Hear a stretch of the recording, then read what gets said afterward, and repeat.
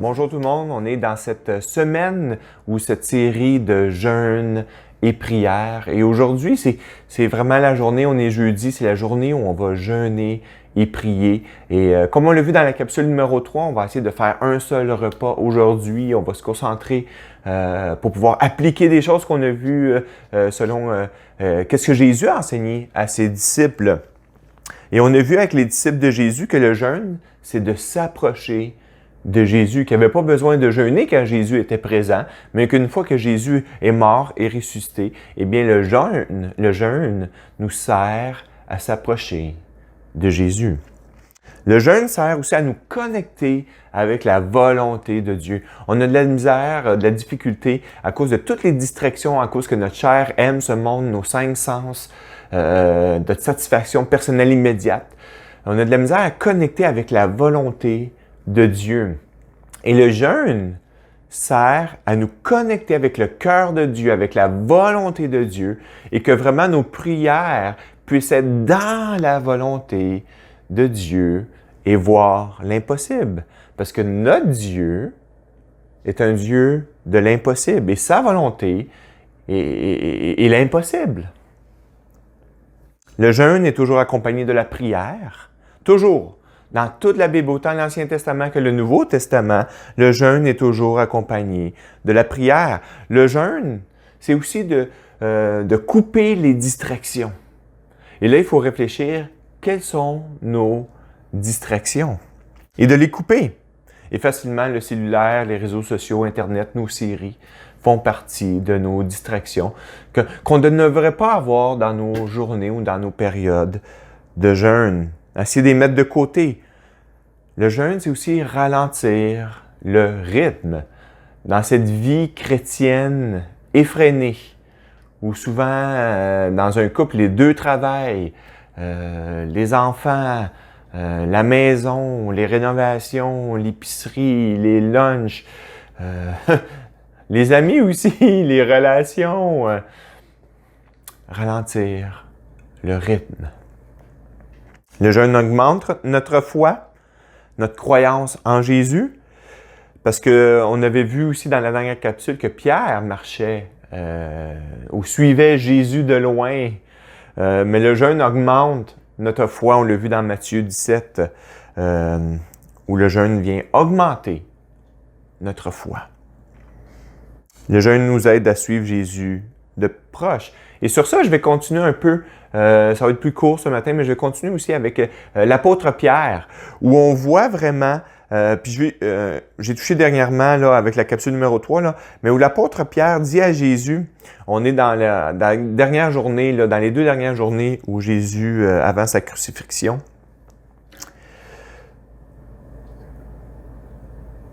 Pierre dit à Jésus, dans le dernier repas, dans le repas du Seigneur, Pierre va dire à Jésus, tu sais, dans ce moment là, religieux, de connexion avec Jésus, c'est le dernier repas avec Jésus, c'est la Sainte Seine, c'est l'Eucharistie. Et Pierre va dire, quand tous vont t'abandonner, moi, je vais rester là. Dans Matthieu 26, 33, on voit, Pierre prit la parole et lui dit, même si tous trébuchent à cause de toi, si tout le monde là, te renie et se sauve, ce ne sera jamais mon cas. Jamais Jésus. Tu vois, on peut aller à l'église un dimanche matin, puis Jésus, je t'aime, jamais je vais t'abandonner, je te suivrai partout où tu iras, je suis prêt à tout faire pour toi. Dans un moment d'élan, de louange, on est comme ça. Jésus lui dit, je te le dis en vérité, cette nuit même, avant que le coq chante 3 fois, tu me renieras. C'est quelque chose, renier Jésus. Pierre lui répondit, même s'il me faut mourir avec toi, je ne te renierai pas. Et tu sais, Pierre a eu l'occasion de se faire arrêter par après. Puis, en effet, Pierre va renier Jésus. Pierre lui répondit, même s'il faut mourir avec toi, je ne te renierai pas. Et tous les disciples dirent la même chose. Pierre, ce leader-là, dit quelque chose et tout le monde, oui, moi aussi. Et c'est un danger aussi en tant que pasteur. Dans nos discours, on va déclarer des choses, on va dire des choses. Et le peuple dit la même chose, mais même nous, on peut être comme Pierre, dans un dans un élan de spiritualité, on va déclarer des choses, mais on sait que la chair est faible. Le soir même, jardin de Gethsémani, les disciples ont de la misère à prier avec Jésus. Les pharisiens envoient une cohorte pour aller capturer Jésus. Matthieu 26, toujours, on est rendu au verset 57.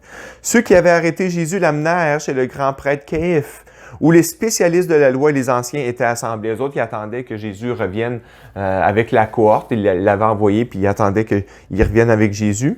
Et c'est marqué au verset 58. Pierre le suivit de loin. Et c'est quand même un bout de verset important, hein, où Pierre vient de déclarer au souper, dans cette scène, même s'il me faut mourir avec toi, Jésus, même si tout le monde te renie, moi, je serai là. Et quelques heures plus tard, le soir, Pierre le suivit de loin. Et souvent dans notre vie, peu importe qu'est-ce qu'on dit, peu importe qu'est-ce qu'on pense, on peut suivre Jésus de loin. Matthieu 26, 69, le lendemain matin, or Pierre était assis dehors dans la cour, une servante s'approcha de lui et dit « Toi aussi, tu étais avec Jésus de Galilée. » Pierre avait l'occasion là, de mourir avec Jésus, ou d'être capturé avec Jésus, ou d'être fouetté ou battu avec Jésus. Là. Mais il le nia devant tous en disant « Je ne sais pas ce que tu veux dire. » Souvent, nos actions, hein, on renie Jésus en disant « Je n'agis pas comme un disciple de Jésus. » Verset 71. Comme il se dirigeait vers la porte, une autre servante le vit. Il dit à ceux qui se trouvaient là, « Cet homme aussi était avec Jésus de Nazareth. » Il le nia de nouveau avec serment. Il répète ce qu'il vient de dire. « Non, moi je ne suis pas Jésus de Nazareth. Je ne le connais pas. Je ne suis pas son disciple. » Mais là, avec serment, je te jure, je ne connais pas cet homme. Verset 73.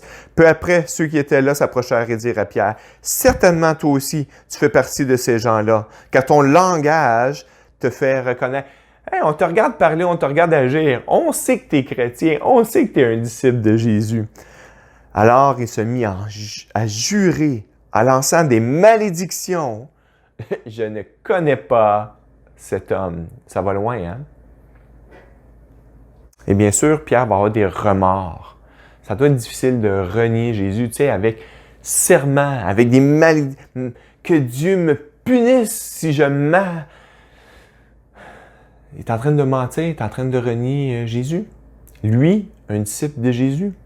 Parce qu'il suivait Jésus de loin. Et dans nos vies, trop souvent, à cause de X raisons, avec la vie qu'on a, avec le taux d'occupation, avec nos soucis, nos tracas, le manque de pardon, l'inquiétude, la colère, les satisfactions personnelles immédiates, nos sens qui veulent être satisfaits. Le Dieu Mammon fait qu'on suit Jésus de loin. Ça ne fait pas de nous des non-croyants ou des non-chrétiens ou des non-disciples de Jésus. Non, non, non. Mais on suit Jésus de loin. Et Jésus, dans Jean 21, Jésus va venir prendre une marche. Jésus va mourir, il va ressusciter, il va apparaître aux disciples. Et la troisième fois qu'il apparaît aux disciples, c'est la pêche miraculeuse. Jésus va leur préparer des poissons. Et là, Jésus prend Simon-Pierre, puis il va prendre une marche avec lui. Puis c'est là qu'il va lui demander, « Pierre, m'aimes-tu? » 3 fois. Et Jésus va se réconcilier avec Pierre parce qu'on a un Dieu qui est miséricordieux, on a un Dieu de grâce. Et Dieu, Jésus, même si on marche de loin, on suit Jésus de loin, Jésus veut se rapprocher de nous.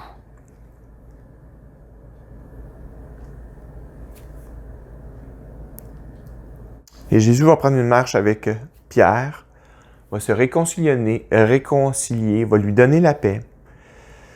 Pierre avait sûrement le cœur gros après ce qu'il avait fait. Et Jésus va même lui donner une mission dans cette marche-là. Il va lui dire 3 fois, « Prends soin de mes brebis, prends soin de mon Église, prends soin de mes disciples, prends soin de ceux qui vont me suivre. Je me réconcilie avec toi. Maintenant, tu as un ministère de réconciliation avec les autres pour les amener à moi et pour qu'ils puissent marcher avec moi. Et ça va se passer dans le jeûne et la prière, parce qu'une des choses qu'ils vont faire aussi, c'est qu'ils vont tourner à Jérusalem, ils vont aller prier. C'est un peu comme ça le jeûne et la prière, hein? Se réconcilier avec Jésus, se mettre au même diapason. Surtout quand on le suit de loin. On perd cette connexion-là avec Jésus, je vais le dire comme ça. On s'approche de Jésus souvent dans le jeûne. Et dans ces temps-là, oui, Jésus, on va s'approcher de Jésus. Jésus va marcher avec nous, va nous donner la grâce, la miséricorde, la paix. Et même Jésus va nous parler et même peut-être nous donner une mission. Et en cette journée aujourd'hui de jeûne, mon désir, c'est que nous puissions jeûner un seul repas. Un seul repas. On commence petit, hein, les amis? On commence petit. Mais on va se pratiquer à bien le faire. Moi, le premier, on jeûne puis on ne sait pas quoi faire. On va pratiquer à bien le faire. Dans la prière, sans distraction, se connecter avec Jésus, être au même diapason, lui parler, l'écouter, moment de silence. Que vous preniez le déjeuner, le dîner ou le souper, peu importe. Je vous souhaite vraiment une belle journée de jeûne. Et je répète, on commence petit, OK? Ne vous lancez pas, OK, aujourd'hui je jeûne toute la journée. C'est pas mon désir. À part si vous avez un appel spécial, là, mon désir, c'est qu'on commence petit. On commence petit. Une petite graine de moutarde. Et dans votre jeûne aujourd'hui, durant le repas que vous allez mettre à part, que vous n'allez pas manger, que vous allez prier, que vous allez couper les distractions, que vous allez vous approcher de Jésus, vous connecter au cœur de Jésus, prenez la décision d'un rythme de vie, de jeûne et prière. C'est pas quelque chose qu'on a encouragé et cette série-là était vraiment pour arriver à cette décision-là aujourd'hui, dans votre temps avec Jésus. Prenez cette décision. Allez voir Jésus. Posez-lui la question. Je devrais-tu avoir un rythme de vie de jeûne et de prière? Jésus, montre-moi-le. Puis je vous dis, on commence. Excellent. Bien sûr, sur Zoom aujourd'hui, avec le clocher, vous pouvez venir prier avec nous. 6 à 7 heures du matin, de midi à 13 heures ou de 5 heures à 6 heures PM. En fin de compte, c'est comme les 3 périodes de manger. Vous pouvez vous connecter sur Zoom. On va prier ensemble. On va chercher la face de Dieu. On va chercher sa gloire. Qu'on puisse marcher proche de Jésus. Voir ce que Dieu voit. Et je vais le répéter, Dieu voit l'impossible. Matthieu 17. Alors on veut voir l'impossible à travers le jeûne. S'approcher de Jésus, être au même diapason, couper les distractions, lui parler et l'écouter. Bonne journée de jeûne, les amis.